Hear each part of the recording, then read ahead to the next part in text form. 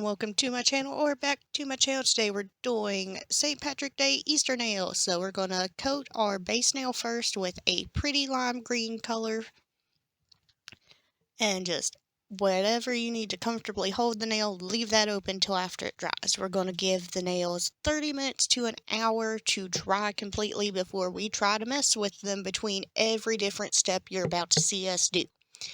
Our index, middle, and ring finger we are doing as a predominantly base black.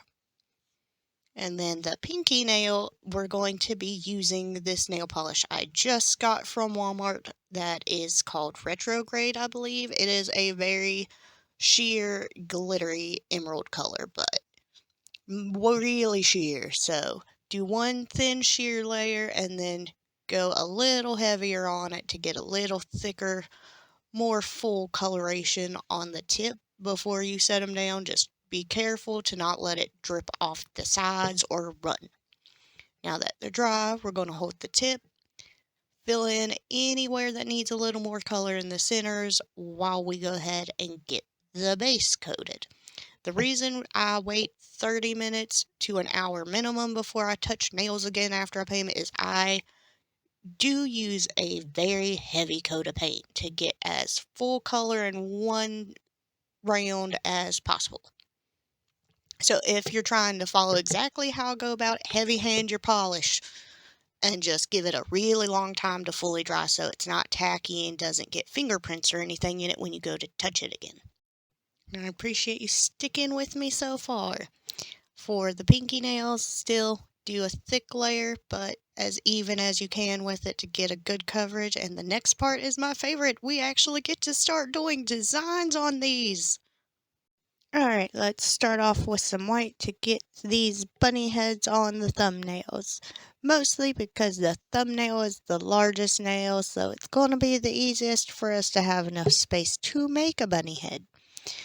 But I'm more or less just doing as thick but precise strips off of the brush to just make a round circle, and then some elongated ears out of it because we're going initially for just like a white out silhouette of a bunny head right now. And I have these little nail art pieces with a neat little magnet tool to put in some black studs to use for the eyes, and you have to do this while your polish is still wet or else the gem's not going to stick. Now we go on to the next thumbnail and do the same process over again. One ear and now the last ear. And now we're going in to poke some eyeballs onto it. Which, starting off, these look kind of like peeps. Is it just me or do they look like peeps starting off? Alright, using this pretty emerald color and some nail stickers for the pointer finger or index finger. And I'm put the sticker on towards the bottom as centered as possible, and now we're just using the metallic-y glittery emerald color to do the tip of the nail, and I did it in a thick globby to give it a good coat since it is a very sheer colored glittery polish. And all of these I let sit for like 30 minutes to 2 hours to fully dry before I mess with them again. Now we're going to make shamrocks on the middle fingers with a lime green nail polish pen. I don't know how that happened. It took me forever to find it. I didn't make you suffer through the full length of me searching for where that nail went.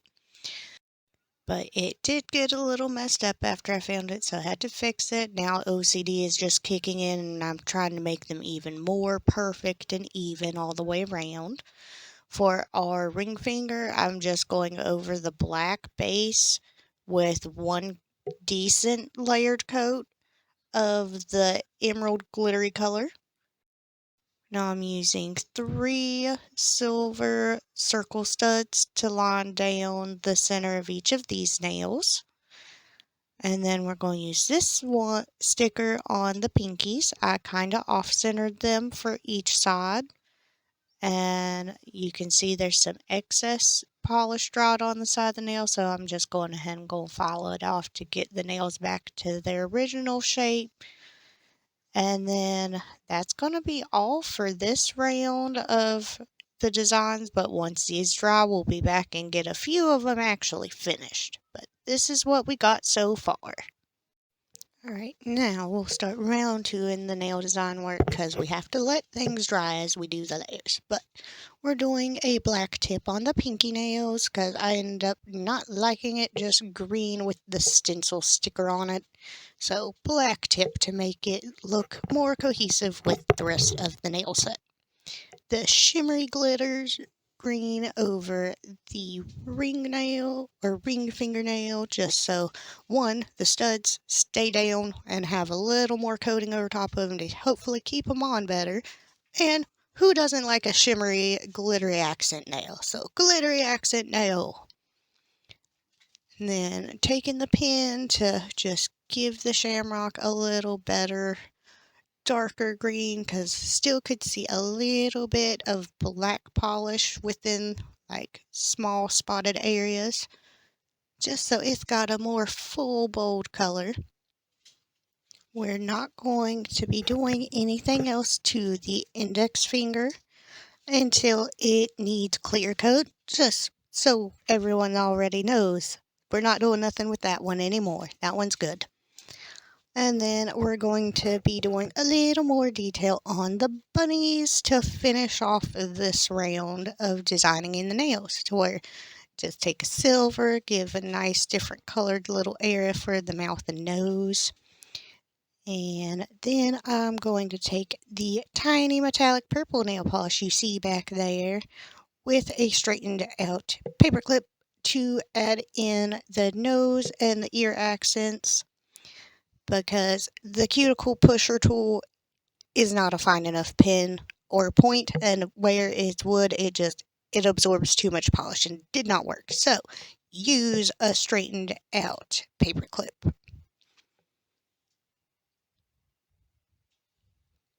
And the hardest part of this is keeping a steady hand for it and not letting too much drip.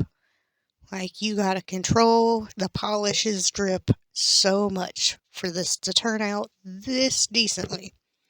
But now we wait, and this is what we got so far.